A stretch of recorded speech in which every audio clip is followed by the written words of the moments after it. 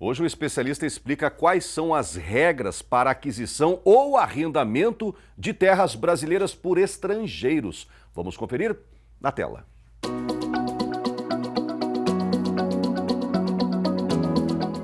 Saudações e bem-vindos a mais uma edição do Direito Agrário, trazendo informações jurídicas relevantes para o agronegócio, para o produtor rural. Vamos falar hoje de compra, venda e arrendamento de terras por estrangeiros no Brasil. É um assunto que voltou a repercutir depois que uma das maiores produtoras de papel e celulose do mundo acusou uma concorrente de agir com deslealdade na tentativa de obstruir a transferência do controle da companhia para estrangeiros. Havia sido distorcida uma nota do INCRA, do Instituto Nacional de Colonização e Reforma Agrária, onde era solicitado um acordo de compra e venda da empresa de 2017, gerando um processo administrativo em razão não só da transferência do controle da multinacional, mas também dos contratos com os proprietários de imóveis rurais, um assunto que já está judicializado há muitos anos.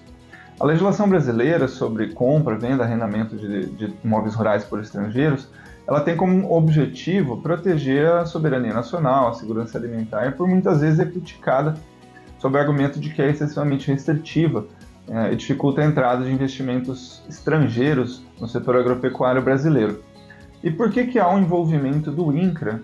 E por que tanta preocupação das terras passarem para o controle de acionistas estrangeiros? A legislação brasileira ela possui uma regulamentação específica para aquisição de imóveis rurais por estrangeiros, que é a Lei Federal número 5.709 de 1971, com orientações geográficas, orientações demográficas específicas nesse sentido. Existe uma competência do INCRA com relação à aquisição de imóveis rurais, ou seja, compra e venda, como orienta no artigo 10 do decreto que regulamentou essa lei de 71, é o decreto 74.965 de 1974. E aí, de acordo com essa legislação que eu citei, a aquisição de imóvel rural por pessoa física estrangeira, ela seria livre para o imóvel rural com área não superior a 3 módulos fiscais, que é uma unidade de medida agrária que varia de acordo com cada região, nós também já comentamos sobre isso. E acima de 3 módulos, a aquisição de imóvel rural por estrangeiro, por pessoa física estrangeira, depende de autorização prévia do INCRA. Então, a aquisição de imóvel rural por pessoa física, eu acabei de comentar, e por pessoa jurídica estrangeira também depende de autorização prévia do INCRA, independente do tamanho da área do imóvel. Além disso, as pessoas jurídicas estrangeiras, em qualquer que seja a dimensão do imóvel rural, também precisam obrigatoriamente apresentar um projeto de exploração da área para terem deferida a sua aquisição. Daí, no final de 2017, fazendo uso das suas competências, o INCRA editou uma instrução normativa, número 88, revogando uma instrução normativa anterior, tratando da aquisição e arrendamento de imóvel rural por pessoa estrangeira residente no país, pessoa jurídica estrangeira autorizada a funcionar no Brasil e também pessoa jurídica brasileira equiparada à estrangeira.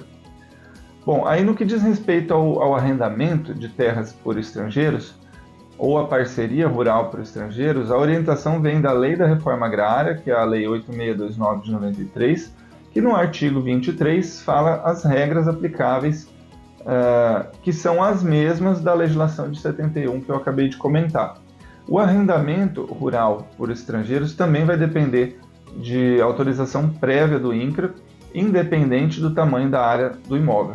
Então, em resumo, desde 71 esse assunto ele está regulamentado por uma legislação e em 1988, a data da nossa Constituição Federal, ela distinguiu empresa brasileira, empresa de capital nacional e empresa estrangeira, criando um impasse jurídico com entendimento de um lado rigoroso para compra e arrendamento e de outro lado pela flexibilização das regras nesse tipo de aquisição. Então, desde então, esse assunto ele demanda muitas discussões, interpretações que envolvem questões de ordem econômica, soberania, produção, fronteiras e também a judicialização de vários casos nesse sentido. Mas sem maiores alongamentos jurídicos nesse sentido, né? Existem pareceres da Advocacia Geral da União, projetos de lei em ambas as casas do Congresso Nacional e várias demandas pendentes de julgamento. A Advocacia Geral da União ela já emitiu 3 pareceres sobre esse assunto, sendo os 2 primeiros mais favoráveis à flexibilização das regras e o último mantendo restrições. O STF ainda não resolveu a questão, atualmente proibindo registros imobiliários de imóveis rurais por sociedades brasileiras com controle estrangeiro e também a celebração de arrendamentos rurais que tenham como parte pessoas jurídicas brasileiras com controle multinacional, né? Até que seja feita uma interpretação equilibrada do texto da Constituição. Em resumo, os tribunais brasileiros eles têm flexibilizado algumas regras em casos específicos, como o STF já decidiu que a legislação não impede que estrangeiros residentes no Brasil adquiram imóveis rurais com área superior a 50 módulos fiscais, desde que a aquisição seja feita por sucessão legítima, ou seja, quando o estrangeiro adquire o imóvel por meio de uma herança de um brasileiro ou de outro estrangeiro residente no Brasil, deixando de aplicar a regra de que depende de autorização do INCRA. Já o STJ, o Superior Tribunal de Justiça, decidiu que a legislação não impede que estrangeiros residentes no Brasil adquiram um imóvel rural com área superior a 50 módulos fiscais, desde que seja feito por uso capião, né? Enfim, do ponto de vista econômico, quem é favorável à liberação da compra de terra para o estrangeiro entende que tal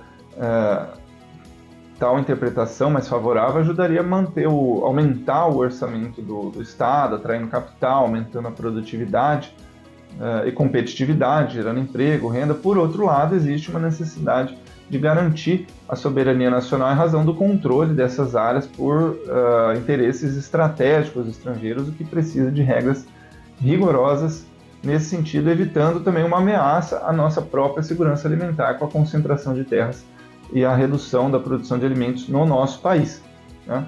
Então, é preciso monitorar a aquisição de terras por estrangeiros, o que pode ser feito por meio do registro, da atualização de dados de propriedades rurais, mesmo que esses recursos estrangeiros gerem emprego e renda. Seguimos acompanhando esse assunto com muito cuidado, com muita cautela. Saudações e até a próxima!